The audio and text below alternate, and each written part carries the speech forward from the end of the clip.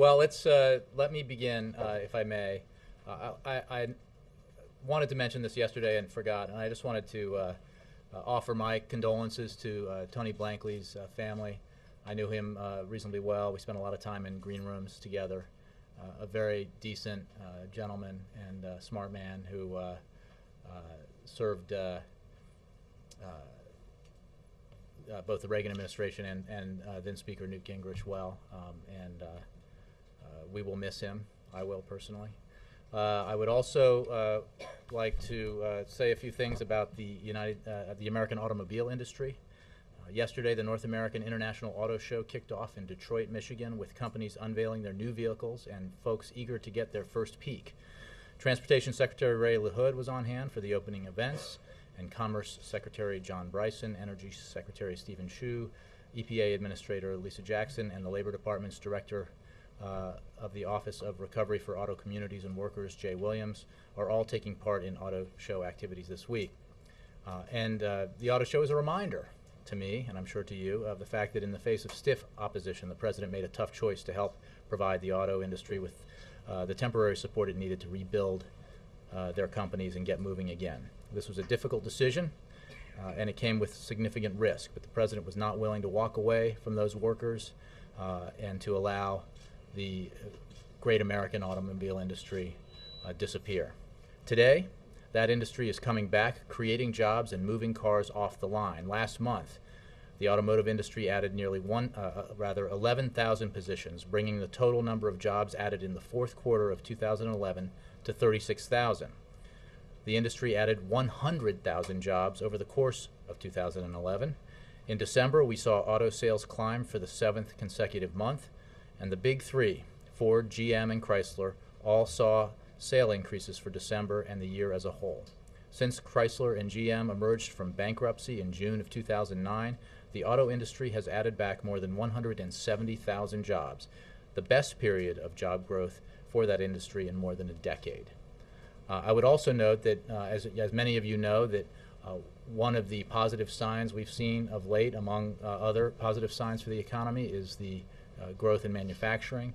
And while the automotive industry makes up 5% of manufacturing in this country, it is responsible for 25% of that rebound in manufacturing. So another reminder of why it was so important to make the decision the President made to rescue the American automobile industry a few years ago. With that, I will go to the Associated Press. Jim. Thank you, Jay. I wanted to go back to yesterday's surprise personnel announcement. Mr. Daley had earlier indicated he would stay through January then of next year, and he was supposed to build relations with Republicans, build relations with the business community. What prompted his sudden decision to leave, and did he get to accomplish that? You don't seem to have the strong relations that maybe he intended to build as he came in. First of all, Jim, I appreciate the question, and I think this is a case where it's important and accurate to take at face value what Bill Daley said in his letter of resignation to the President, and what the President said yesterday in announcing this transition. 2011 was an extraordinary year. In a rather extraordinary 3 years of this President's first term. Even before he had officially taken the job, the day after he was announced, if I recall correctly, he was here in the White House doing some paperwork associated with taking over as Chief of Staff when the news came that there had been a shooting in Tucson, Arizona. He found himself in the Situation Room with the President as that terrible news unfolded. And from that day on, Bill Daley proceeded to help the President navigate an extremely event-filled and difficult year for Washington and for the country. A year that included the Arab Spring, events in Egypt and Libya and the rest of the Middle East, the tsunami and earthquake and tsunami in Japan, a near government shutdown, a extraordinarily impressive and important mission to remove Osama bin Laden from the face of the earth. The very tough, negotiations with Congress over the debt ceiling increase and deficit reduction that resulted despite not achieving the grand bargain that the President and Bill Daley sought so aggressively, nevertheless locked in $2.2 trillion in deficit reduction. In the fall, he helped oversee the President's American Jobs Act proposal, which by the end of the year resulted in several provisions passing, including most importantly the extension of the payroll tax cut and unemployment insurance. These jobs are difficult. People talk about how a year in the White House and the West Wing in particular is, you can measure it in dog years. This one was particularly jam-packed, and as the President said in his announcement in the State Dining Room, but also to us in a staff meeting, in a senior staff meeting, he is extremely grateful for Bill's leadership and for his friendship. What does it mean about the White House's outreach to the business community, though, and to Republicans? He seemed to be your best opportunity to do that. What does it mean going forward? Going forward, with Jack Lew at the helm, we have someone who for decades has had excellent relations with both Democrats and Republicans, is broadly respected throughout Washington for his service in the House of Representatives, for then Speaker of the House Tip O'Neill, for his service in the Clinton administration, as well as his service here at the State Department and as director of OMB. I think if you ask any member of Congress, Republican or Democrat, who's dealt with Jack Lew, they will testify to the fact that he is a total straight shooter and knows how to work with both members on both sides of the aisle. And he also, to the point about business, has got a lot of respect in the business community. So there is continuity in that respect. And the President, as I've said and he has said, is absolutely committed to working with Congress this year to get more accomplished for the American people. And we remain optimistic that opportunities will present themselves to do just that. There are things that have to get done, like the extension of the payroll tax cut and extension of unemployment insurance for the full calendar year. There are other things that really should get done if members of Congress are listening to their constituents. Putting construction workers back to work, rebuilding our infrastructure is a key component of the American Jobs Act that could really help our economy, help folks who are out of work now go back to work, rebuilding our bridges and highways and schools and other things, and working on projects that help our economy grow well beyond the duration of the project they're working on. So Jack Lew will be intimately involved in that process. I think it is, while it was, as the President said, a surprise that Bill decided that this was the right time for him to go back to Chicago, a town he loves dearly, as does the President. If I could digress, I mean, I don't think there's another a family like the Daleys more closely associated with a great American city. So the connection there is extremely strong. And while this was a surprise for the President, the fact is, it is because he has somebody like Jack Lew who can step right in and fulfill the Chief of Staff's role that we will not miss a beat here in the West Wing. You mentioned continuity. How quickly do you want to, does the President want to get a new budget director, and how do you get over confirmation hump, given the toxic environment with Congress? Well, I don't have any announcements to make on Jack's replacement at OMB. He will be staying there to finish the 2013 budget.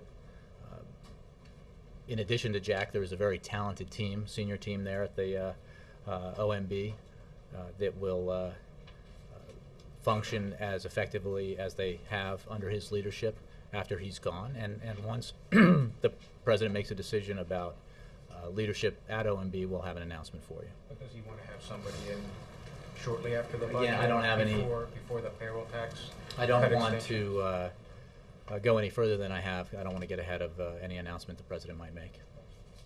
Let me move around. Mike. Thank you. There was a GAO report that came out the other day, and one of the conclusions that it found was that in the press releases the Treasury has put out regarding the TARP, it tended to highlight areas. Regarding the what, sorry?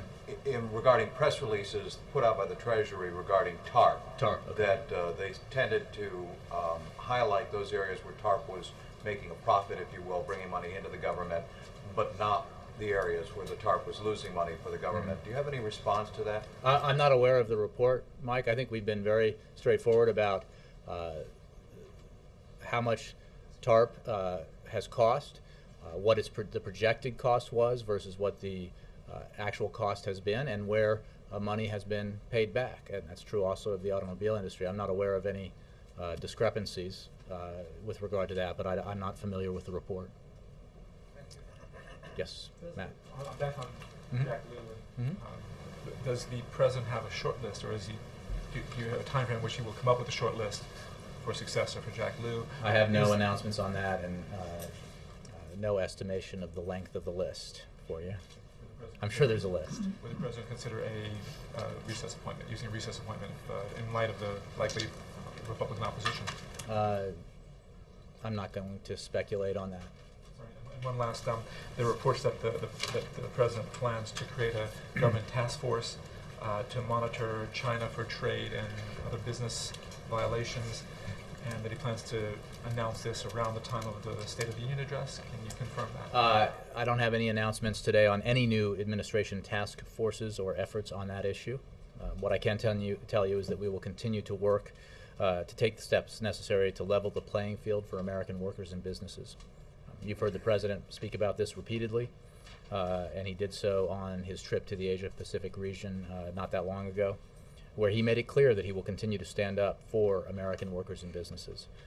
As you know, Secretary Geithner is in Beijing today, and that is part of our constant discussions with China, as well as our friends and partners in the region, about the importance of the Asia-Pacific region and the importance of our economic relations with that region.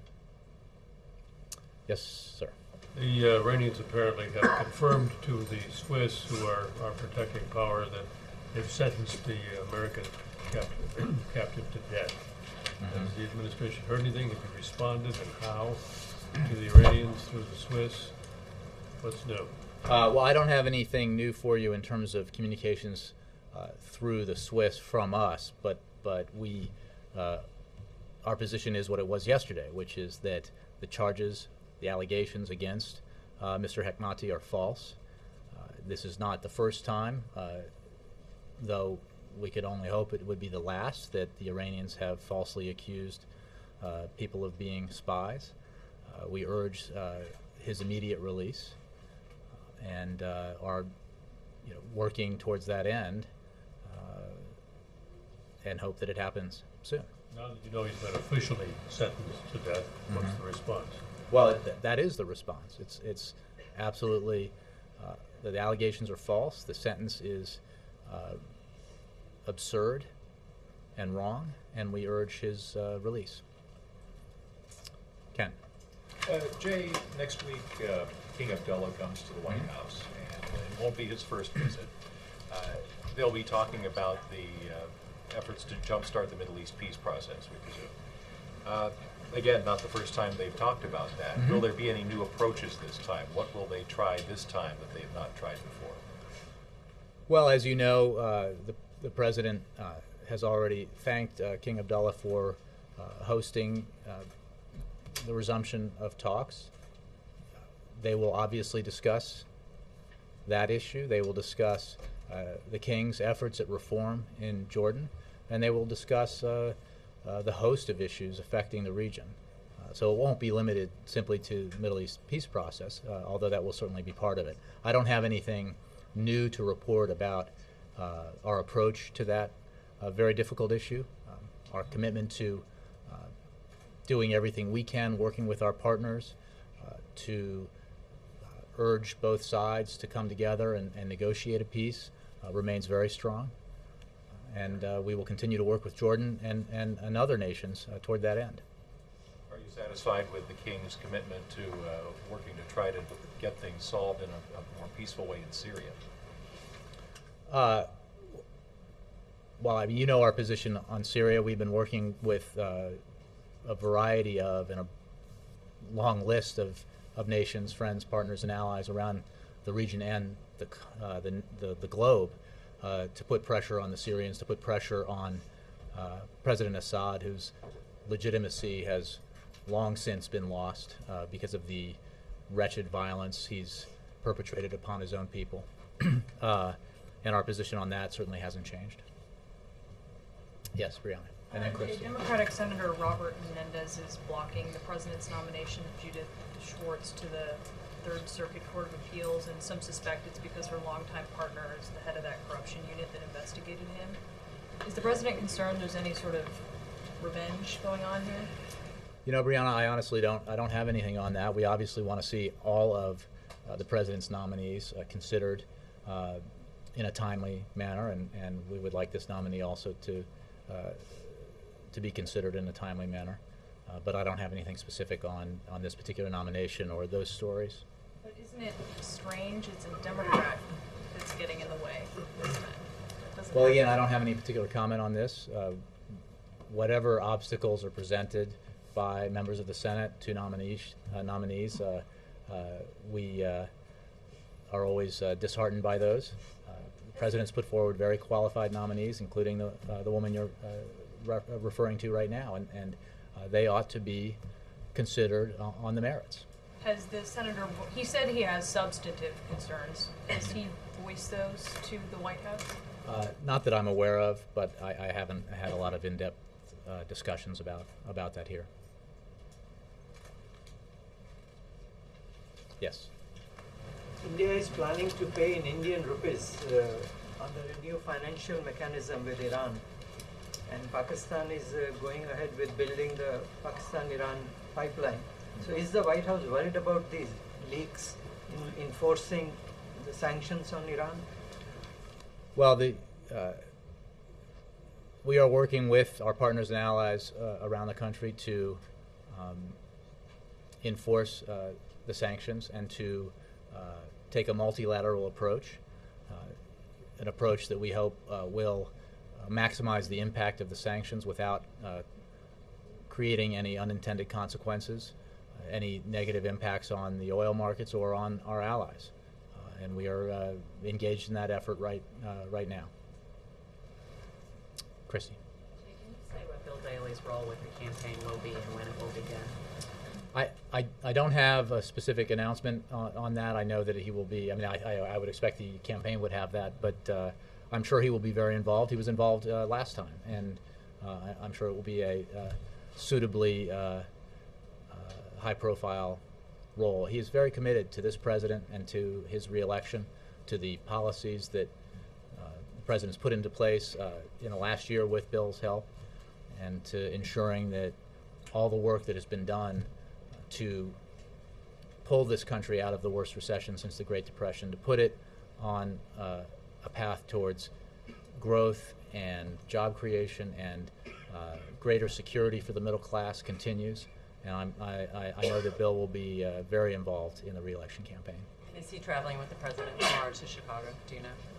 I don't know for sure, although I wouldn't be surprised if he were. Yes. Jay, I wanted to ask on Jack Lew and Bill Daley. When Bill Daley was named a year ago, the president made a point of saying, as a business guy, as you were talking with Jim about, he had created jobs, he was the CEO of several companies. Why then, since you also told Jim that Jack Lew has good ties to the business community, why didn't the president mention yesterday Jack Lew's private sector experience being a hedge fund executive at Citigroup? I don't know that there's an answer to why. Jack's resume is quite long. It is most notable for the fact that he was budget director twice, and in his first stint is, as the president mentioned, the only budget director in history to oversee 3 years of surpluses, surpluses that were quickly squandered in the years that the next administration was in power. And that as his tenure here, both at the State Department and here in the White House as director of OMB for the second time, has been stellar. So, but it is also true that he has private sector experience as a manager at a private firm, and I think that is part of a very broad resume.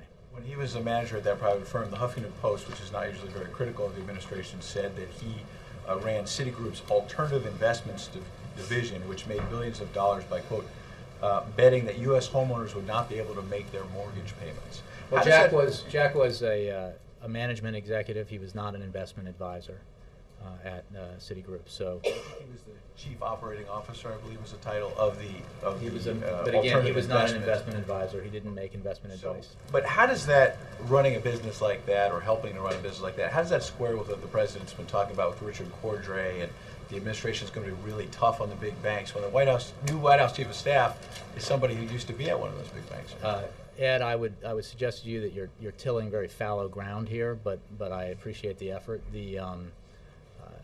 We believe very strongly in the fact that the American financial industry needs to be successful and robust. It's an important part of the American economy.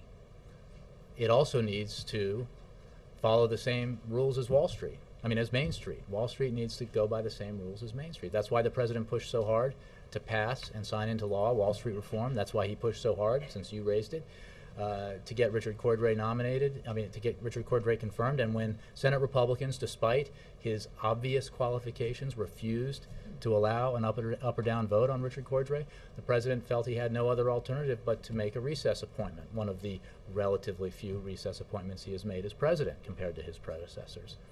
Because this country needs, the middle class here in this country, folks who engage with non-bank financial institutions like payday lenders and non-bank mortgage brokers and things. They need somebody here in town watching out for them, looking out for their interests. So the president is absolutely committed to the mission that CFPB has and to the mission that Richard Cordray specifically has. Yes?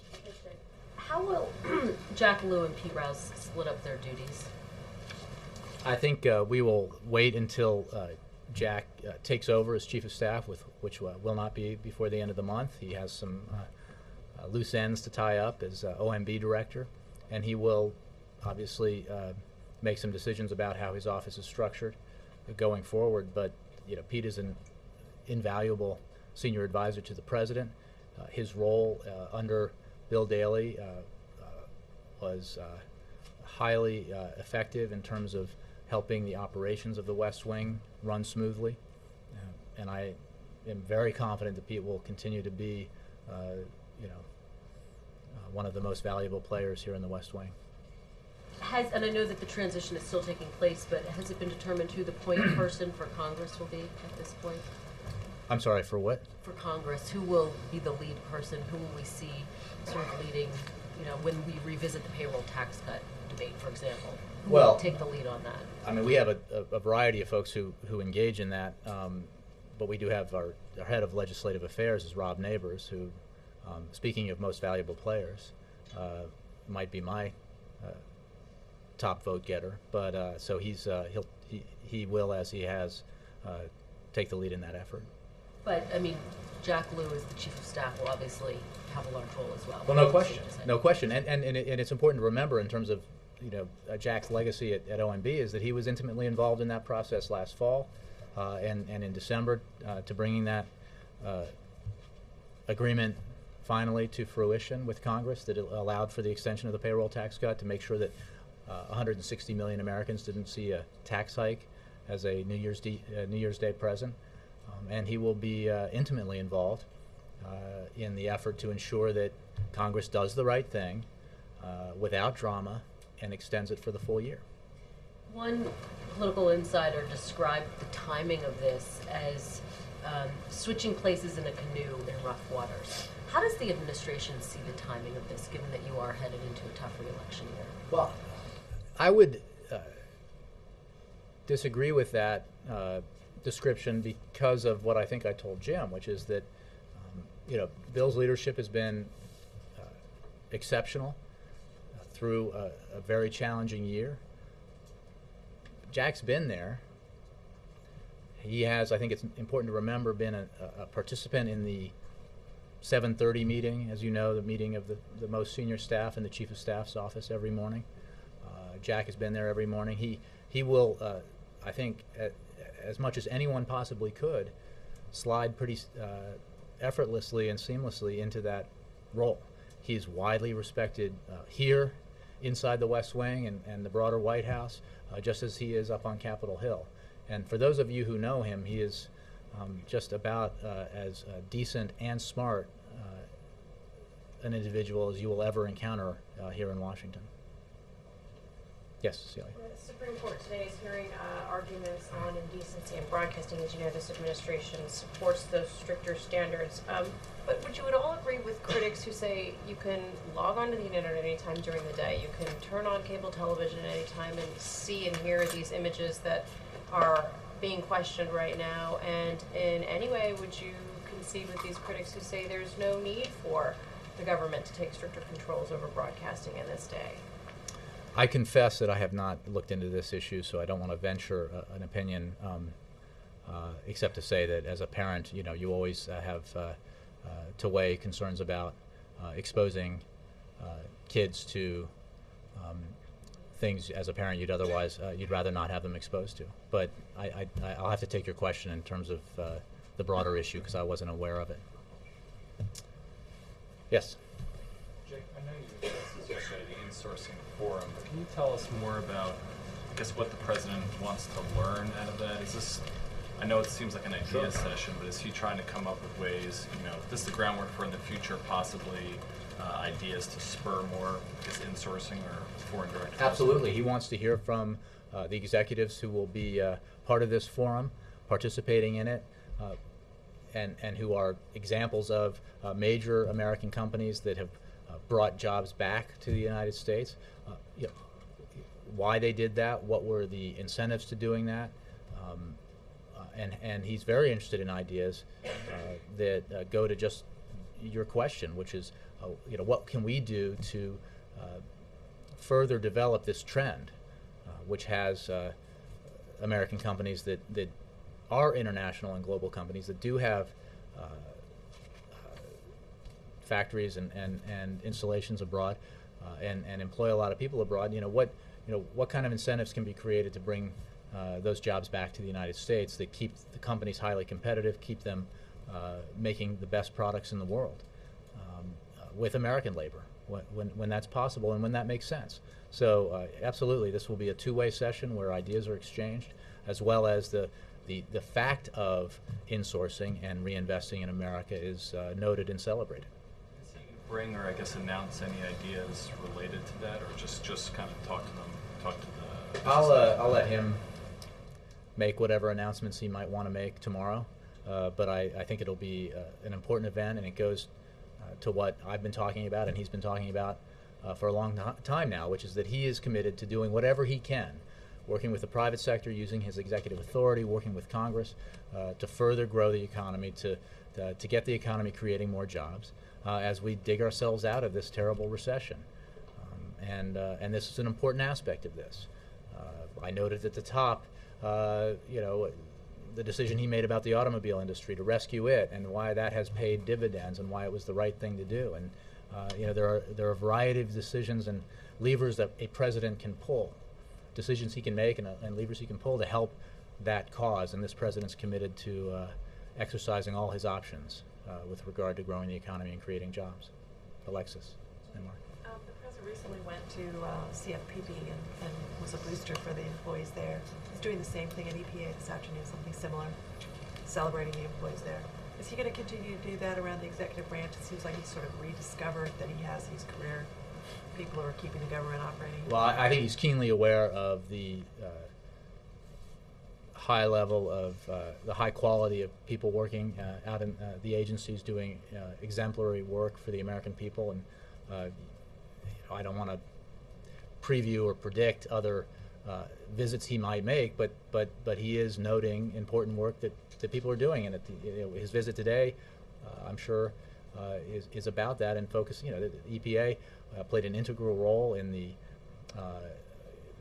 automobile efficiency standards, fuel efficiency standards that were announced by the president as he was surrounded by close to a dozen automobile company executives. EPA was integral in that. EPA was obviously played the lead role in the mercury standards that were released after more than a decade, maybe 2 decades of work on that. Mercury, as you know, is a very dangerous neurotoxin, and those standards are very important to the health and welfare of American children and American citizens across the country. So he will thank them for their hard work and thank them for the work to come. Is he at all, just to follow up, is he at all concerned that some of his decisions recently seem to have gone against EPA's direction, and does he feel like he's trying to maybe boost their morale about his support for their work? Look, I think you were more on target in the first part of your question about taking note of the often unheralded work that really talented Americans do at some of these agencies, and the work they do on behalf of the American people. And with regard to the EPA, which, is often under siege, but is responsible for ensuring that the air we breathe, that our children breathe when they run out on the soccer field, is clean, and that the water they drink is clean and not harmful, do really important work. And this is an agency that was created under President Nixon, people forget, and has been responsible for ensuring the health and safety, in many cases, of millions of Americans. So I think he'll note that. Roger Runnigan. You mentioned Mr. Geithner being in China a few minutes ago. One of the things that he's doing is asking China to reduce imports of oil from Iran. Are there some indications that China might do that, or what arguments is the administration making to convince them? I would just refer you to the answer I gave about sanctions on Iran generally and our efforts multilaterally to work with our friends and allies around the globe in that effort to ensure that they are implemented in a way that has maximum effect and maximum designed effect and the fewest number of unintended consequences. So we'll be having that discussion with leaders of numerous countries, allies and partners around the world as regards that effort with Iran. But you don't have any indications that they might proceed? I don't want to get ahead of either Secretary Geithner's conversations or other conversations we may or may not be having with the Chinese. I mean, the Secretary's portfolio and his dealings with China is certainly broader than that. Real quick question, the debt ceiling increase, does that need to go to the Hill this week?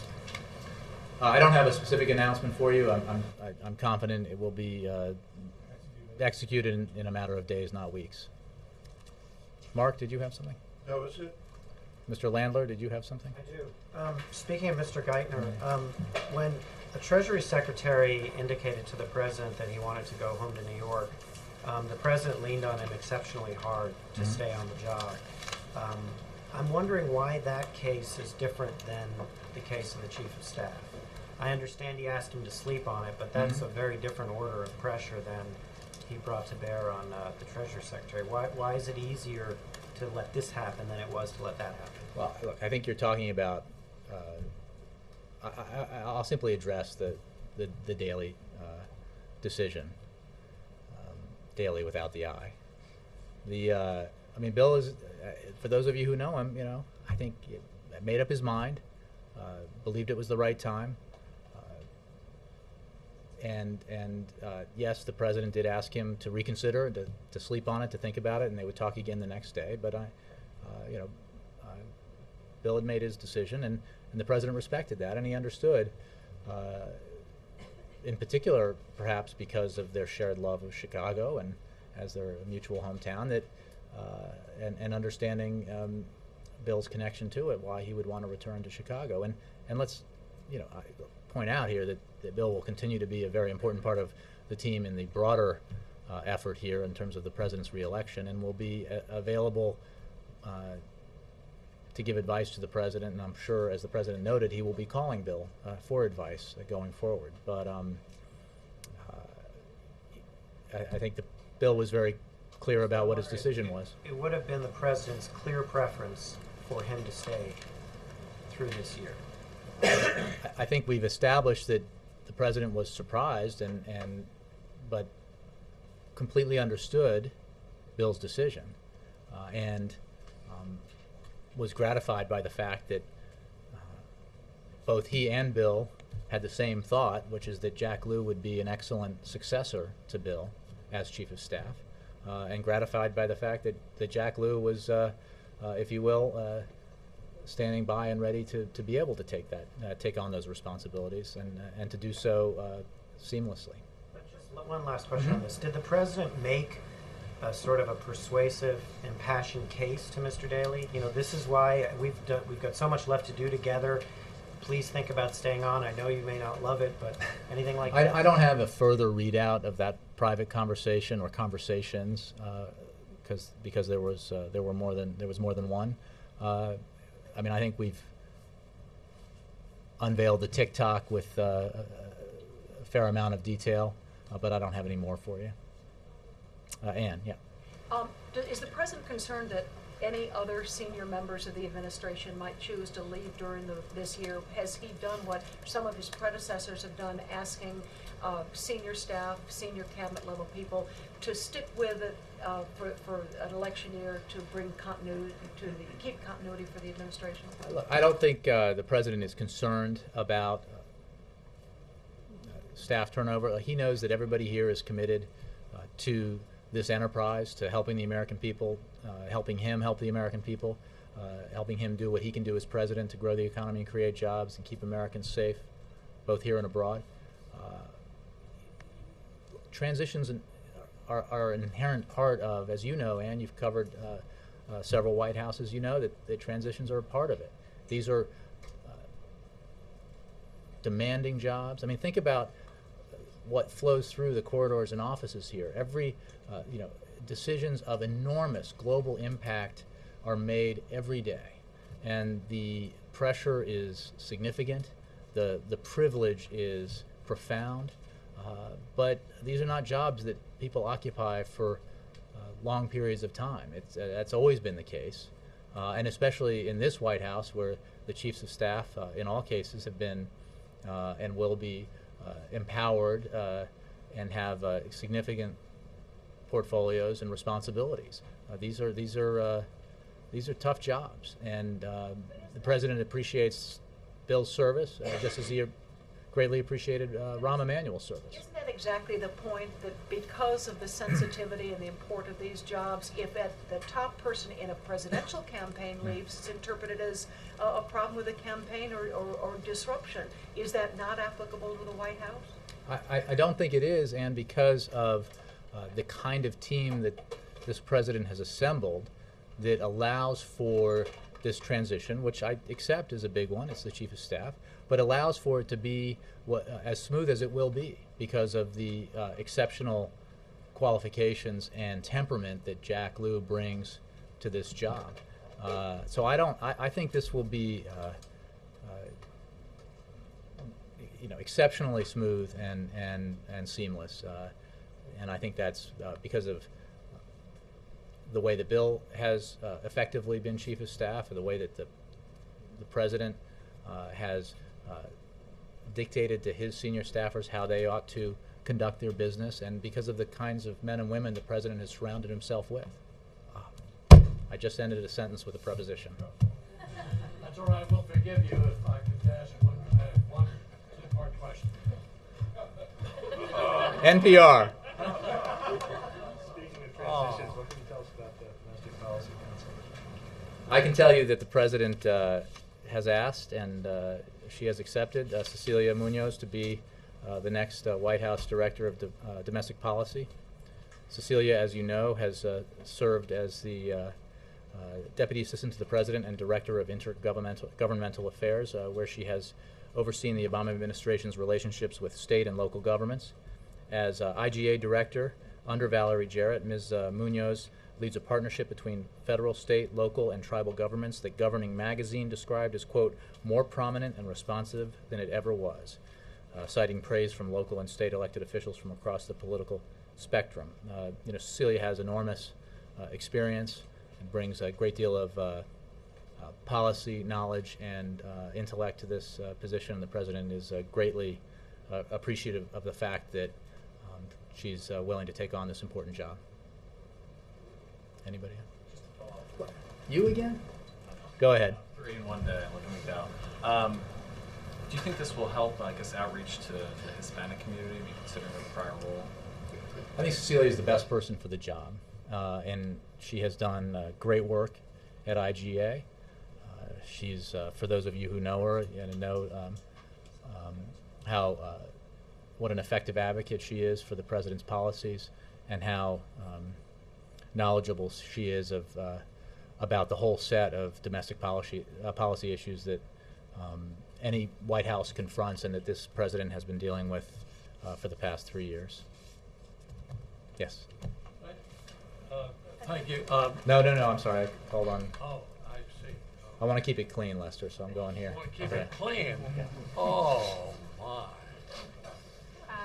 Following the latest action by Iran and now Syria's Assad coming out against pressure against his regime, has the White House had conversations with their allies about increasing the pressure that they're putting on the two governments and maybe being more I'm sorry, on Iran and? On Iran and Syria both, and maybe stepping it up and being a little more aggressive in the pressure that they're putting?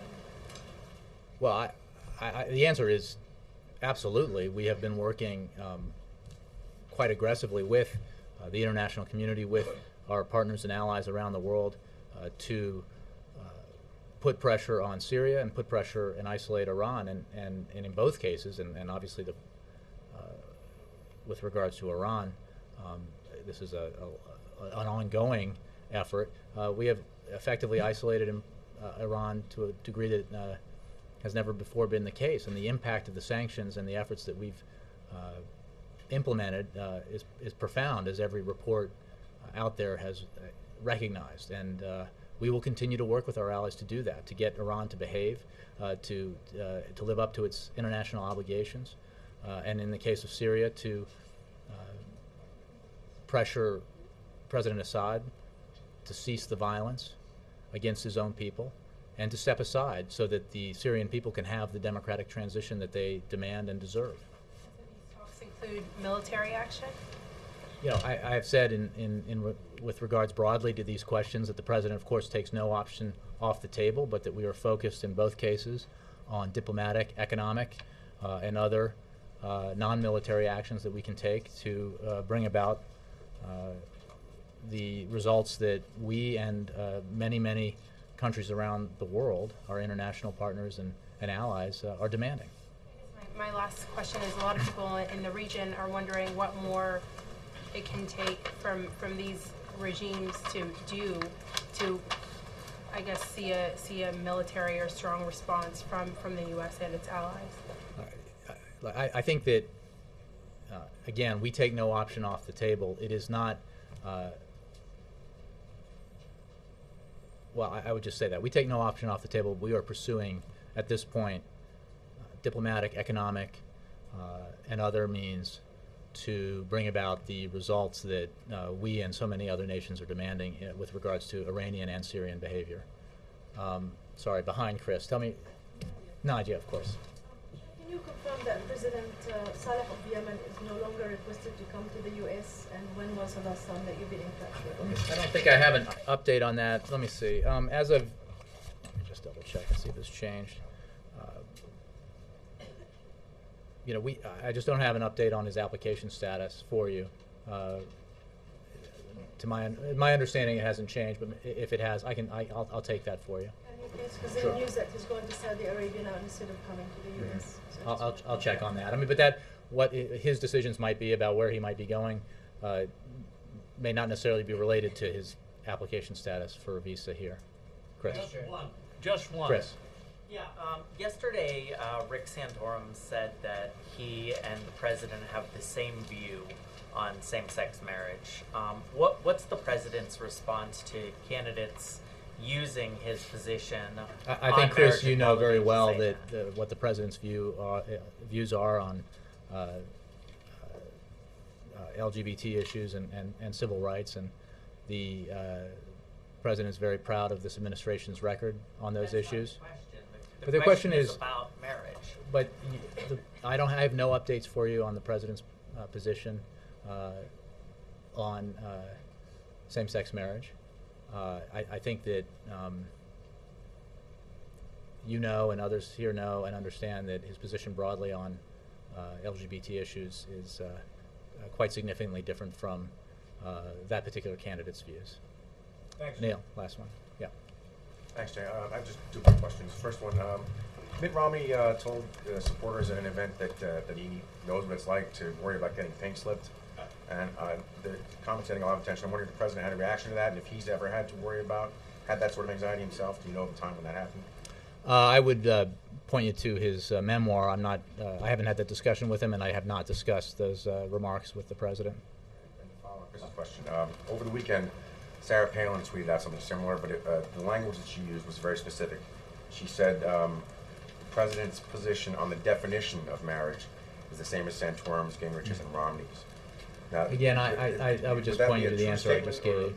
I will just point you to what the president has said and his record. He said before that he believed that marriage was between one man and one woman years ago, and now he says his position is evolving. Would it be fair to say that definition no longer exclusively? Again, I don't have anything anything new to give you on this. I appreciate the question, but the president's spoken to it. I'm sure he'll be asked again about it, but as of now, I have nothing new for you on it. Thank you all very much.